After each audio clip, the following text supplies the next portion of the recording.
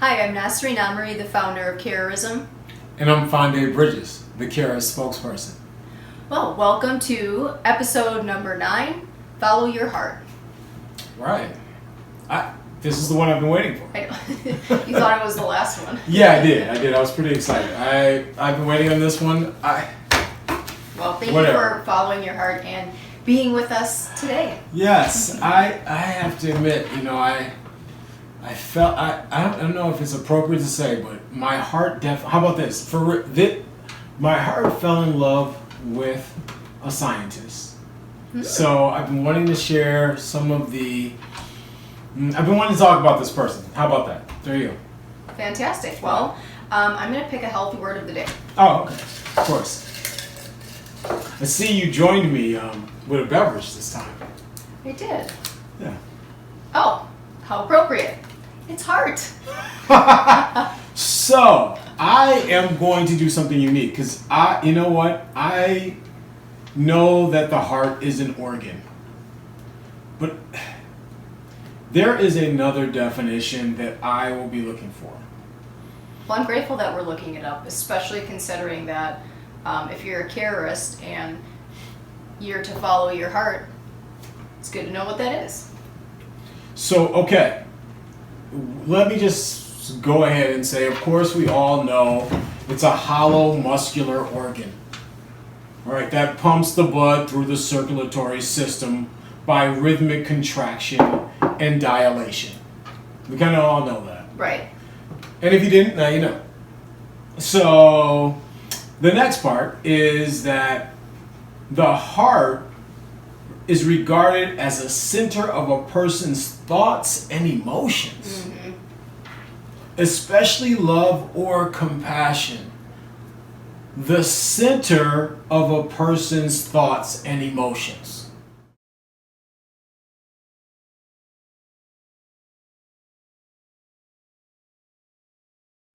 I didn't really know that.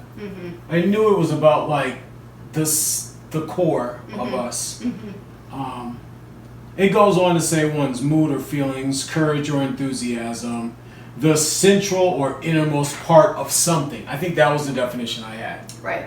I had the central or innermost part of something. But I really love that what is being touched here is the heart regarded as the center of a person's thoughts and emotions. I love that. I like that. So, all right, there it is. There's the definition.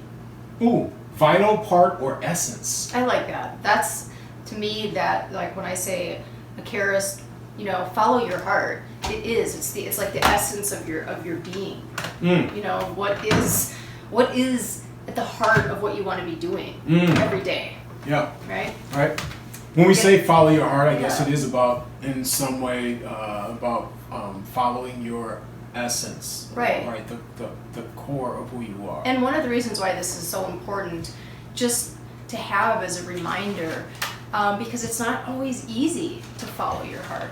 Right. I mean, especially in our society or how we've been programmed as kids, things that have been passed down from our parents, or just generations of what we've been told is the right thing to do, or what we should be doing with our career, with our life, even with our thoughts. I mean, just watching the news, you turn it on and I feel like we're being programmed on how we're supposed to think about a thing. Okay. So. Fair enough. Anyways. Fair enough. I love it. Are you going first or am I going first? I'm really excited. I would love for you to go first. All right. Here we go. So I had a lot of fun. I learned. I'll make a little confession. I read so much about this person. I can't begin to tell you everything. I'm going to give you highlights, and I'm going to let it go. But what I want to say is, of course, I did what I always do. I looked towards a quote. Okay. And the quote inspired me to look further. I did not even know this person existed. I am grateful and inspired by his participation as a human. I want to do better. That's all I got to say. All right, so born in 1623. I moved from the 1800s. I was gonna say. Yeah, I went deep. That's circumstantial, though. Who knew?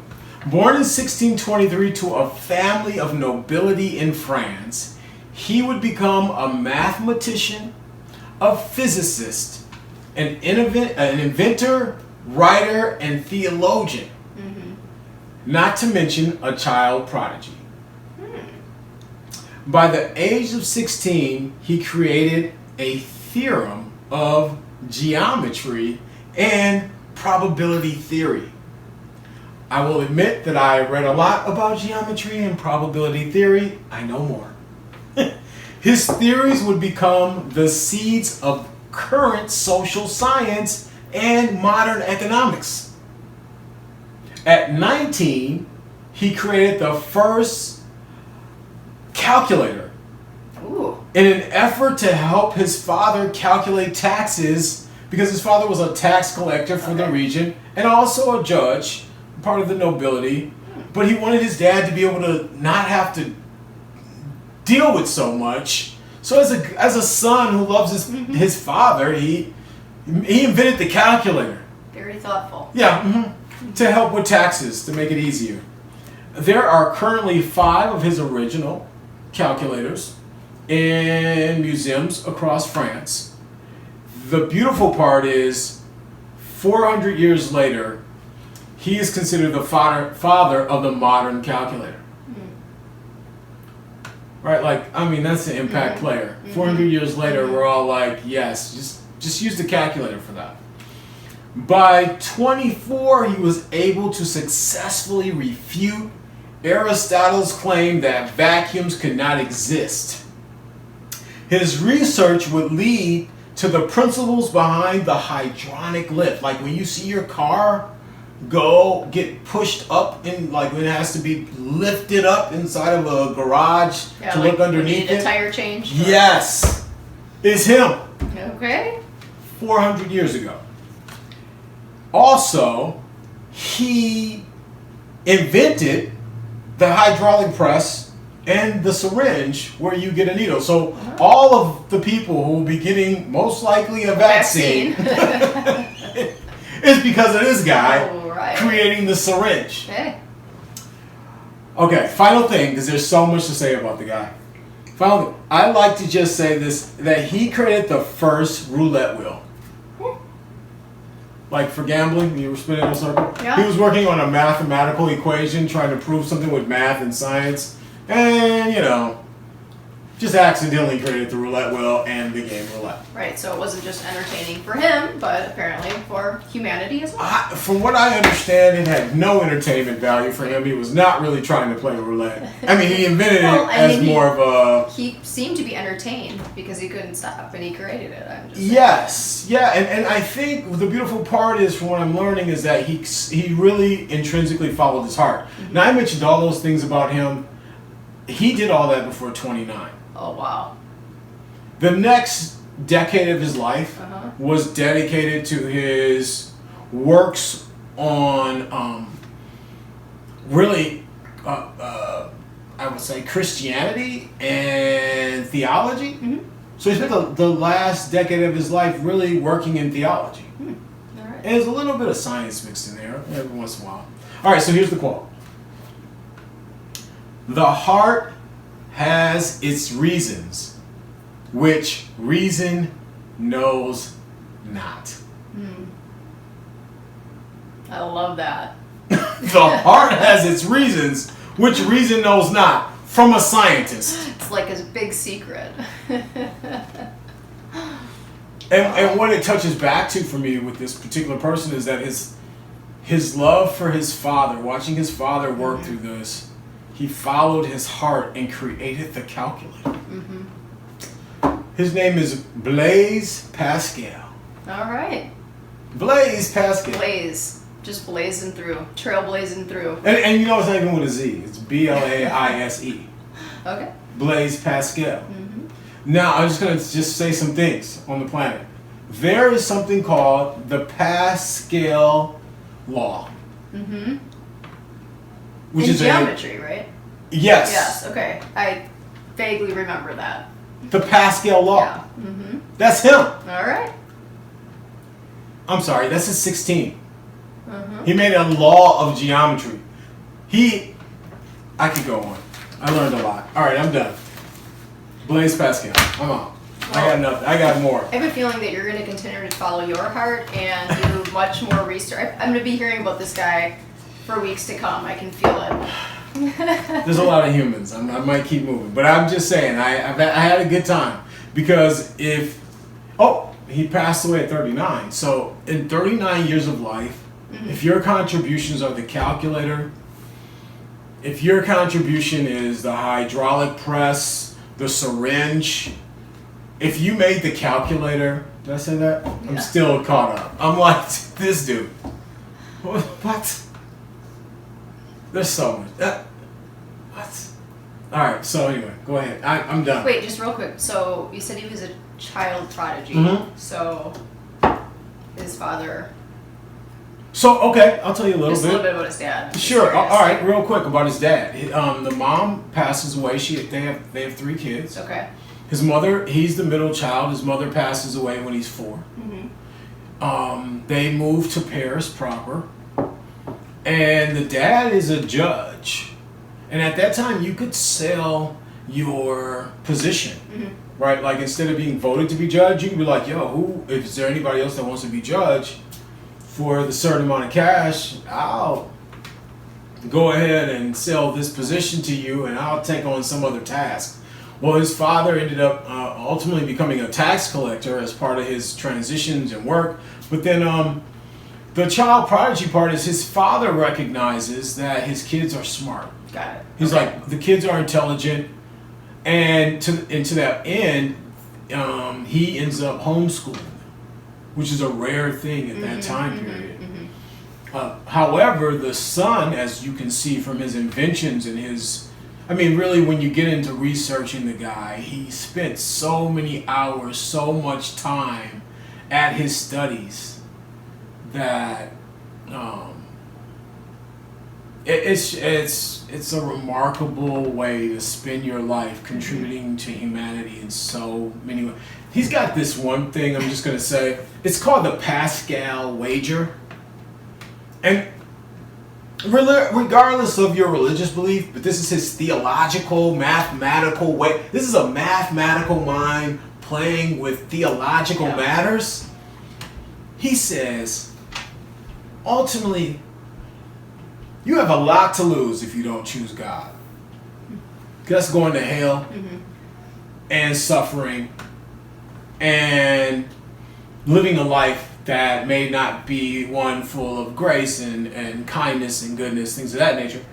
But if you do choose God, at the end of the day, the only thing you lose is maybe a couple of pleasures along the way. Other than that, you lived a great life. And it's called the Pascal Wager. He's wagering. He's like, when you look at the odds. Yeah, put it on the scales. Hey, roulette. Let's roll. Let's chuck the ball and see what happens. All right. I'm Thanks. done. I was just curious. Thank you. Thank you for letting me go on. I spent some quality time. Right. I spent a lot of hours because I started. The beautiful part of my journey is I start with a quote. I have no idea who this man was, or when he lived, or what he did, and so the more I got involved, the more I learned. Like really looking at what it took to create the calculator in 1600. First of all, just writing it on paper seemed aggressive. Right. Anyway. Well, I chose one of my favorite carrorists throughout all of history. Wow. This is like my favorite dude. Definitely, I would call him a heart warrior of the heart.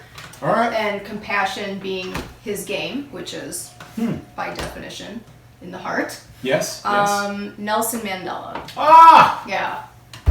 It's my dude. Nelson! That is your dude. That's my dude. That is your dude. And can I just tell everyone on the planet about one of our first conversations? You look at your eyes! Every time you do that, I'm like... You go ahead, because your eyes said it all. No, you know what it is? Okay, so I really love Nelson Mandela for a lot of different reasons. Sure. I'm curious to see what you're going to say. But I have to admit, one of our first conversations lasted a little bit of time. At one moment, you definitely said, I don't know, Nelson Mandela might be the only man that I really would want to be in a relationship. Like, you went there with me. Oh, I see. Yeah. You know, you went there. Yeah. You went down this path. Like, there's a lot of people, and it wasn't like Nelson in prison. It was more like with the gray hair, wise as the day is long. Yeah. You just were like, yeah, no, that's what I'm talking about. Right. That's the kind of man I want in my life. He's an impact player. I mean, okay, like he may not be with us physically on the planet anymore, but he's definitely in all of our hearts. Yeah, he's an impact player. You gotta love Nelson. Am I blushing? I feel a little warm. I did ask you to turn the heat up for this show because I was a little cold coming in. We are in Wisconsin. Okay, so he believed in equal rights. Yeah. And his courage to follow his heart in the face of opposition, which, I mean, he fought for what he believed in, and he had to serve 27 years in prison because of that. All right. Okay. And so it's just, he just the way he lived his life, it's such a remarkable example of perseverance and just a carrorist passion to follow their heart, and because of that, really changed the world.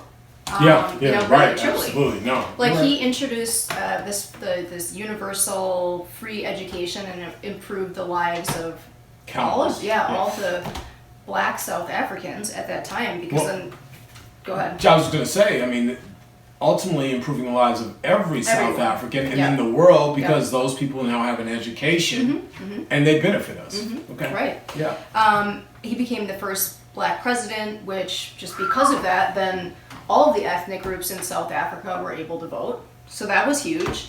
Won a Nobel Peace Prize in 1993 for his lifelong pursuit of racial peace. I mean, he was just on that the whole time. My goodness, yeah. And Nelson's amazing.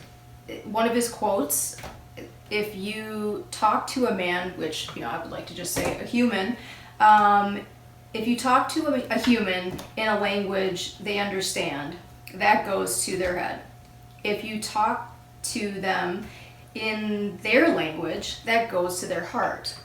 And I love this quote because it speaks to what he was all about. He was about compassionate communication because he believed that that really was the bridge that could heal the hearts of humanity at that time.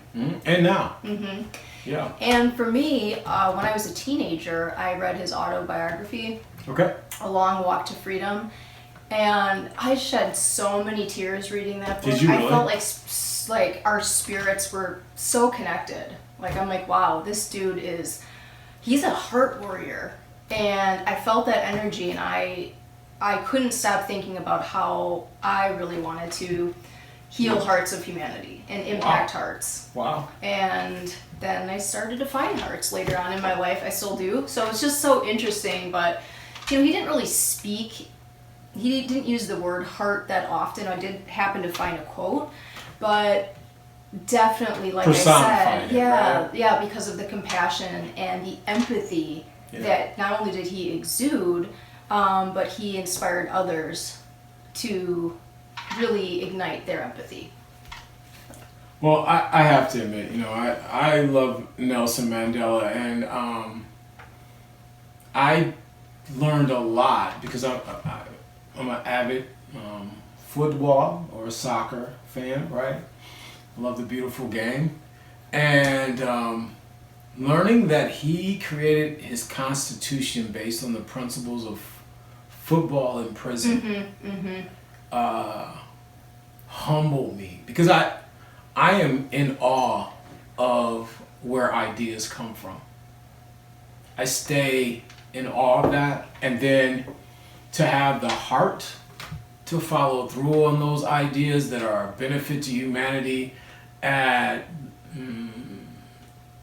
a courageous price, one that may mean time, might mean comfort, right? Might mean just pain or suffering, some form of sacrifice, and then to have that moment activated and actualized in real time is beautiful. And so for me, you know, I'm really grateful you chose him. You know what's kind of cool? Okay, so I had already picked him, and then later on today, you showed me this documentary because you were talking about football. Oh yeah, it was. And you showed me this documentary. I forgot the guy's name about Didier Drogba. Didier Drogba. Okay, Yeah. and it was interesting because I was like, I knew that I had picked Nelson Mandela, and then you showed me this superstar football player, and he kind of had like a similar journey in that he became a superstar, but then and he moved to France from the Ivory Coast, and then he came back to his country to do a similar thing that Nelson Mandela did, and it was with football. So it was kind of fascinating. He came back where he could have probably just stayed in France or played for better teams, right? More prestigious teams, I guess. Well, I'll say this, is that he played for he could have played for France. Oh, I see, okay. Because he had dual citizenship. But what was more beautiful about Didier Drogba is that he genuinely followed his heart, requesting for peace in the Ivory Coast. Mm-hmm. And the country was divided and at war. Right. And he took his celebrity, his fame, and his passion for them to be unified, mm-hmm. and continued to tell everybody, join us in a celebration as the national team. Yep. And see yourself. Let us be the pond. Let us be the ocean, and look at our reflection and see yourself, that we are all unified. Because all the members of the team came from the different. It was actually two. It was two different groups, and he said, "Look at us as the reflection of us unified. Mm-hmm. Watch what happens." Mm-hmm. And they went out. They made it to the World Cup, or they were one of the only in that particular rotation of the World Cup. They were the only African team that made it, and so it was transformative. And he continued to challenge the leaders to be better people. He still does to this day, mm-hmm, right? Mm-hmm. So yeah, it's a conversation for another time. But yeah, thank you for sharing that. Well, I'm very likely to talk about Didier Drogba one day. You know, I already knew I was already on top of that. So. I know. When I saw that, I'm like, he might use that as an example in the next Follow Your Heart. We'll see. I won't now. All right, so going on to the question of the day. So this question comes from one of my dearest friends. He watched the first episode, and he contacted me, and he was like, "I got a question, and I know you're doing all 7, and you're gonna keep doing these principles. So I would like to talk. I have a question about following your heart, and it's a pretty profound.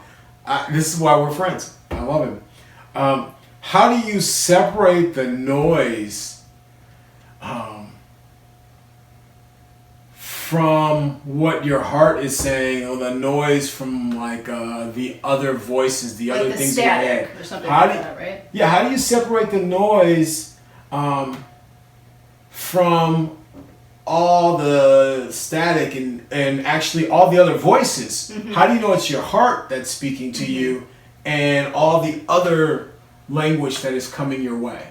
Yeah, that's a great question, and I think I know which friend it's from, but he's a pretty deep guy. He's got great questions, but but yes, I love that, because I think for me, earlier on in my life and in my journey, it was hard to know what I truly wanted and what was my direction, and I think many of us feel challenged by that. Like, what's my purpose? What do I really want? And you play out scenarios, and there is this chatter. And so part of my positive psychology practice is meditation.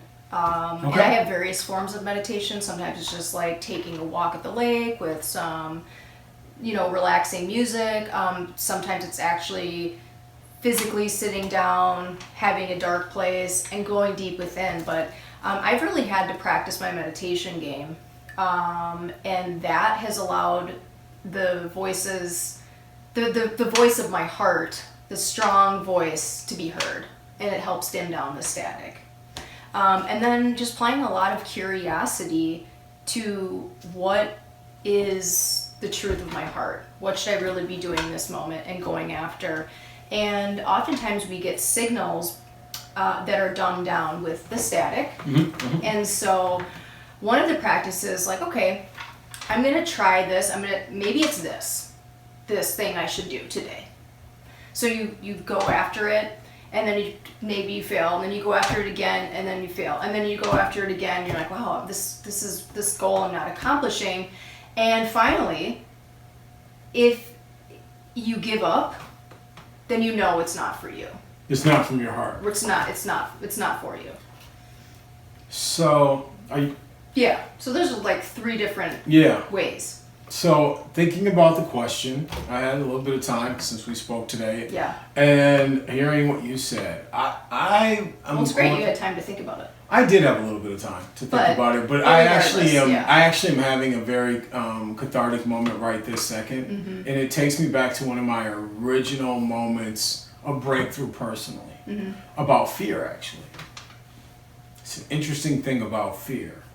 It's that I don't become fearful about saving dolphins in the ocean.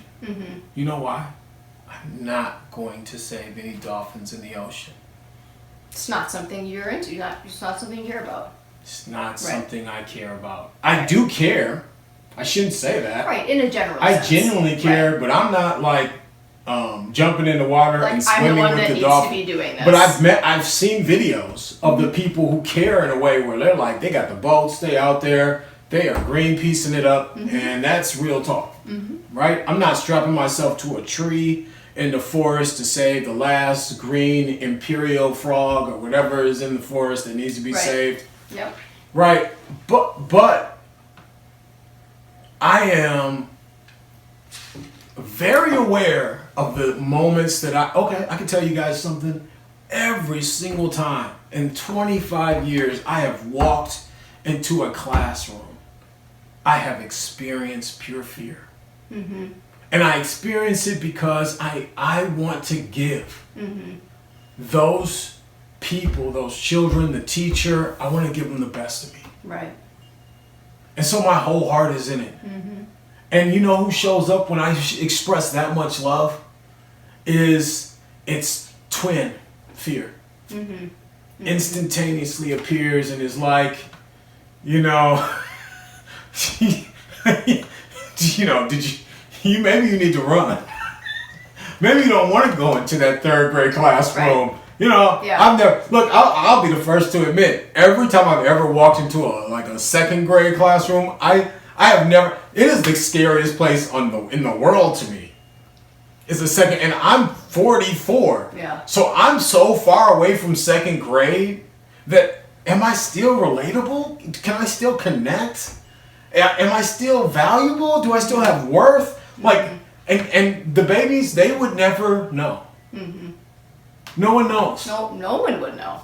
Right. But when I walk in that moment, because my whole heart is in it, that fear shows up.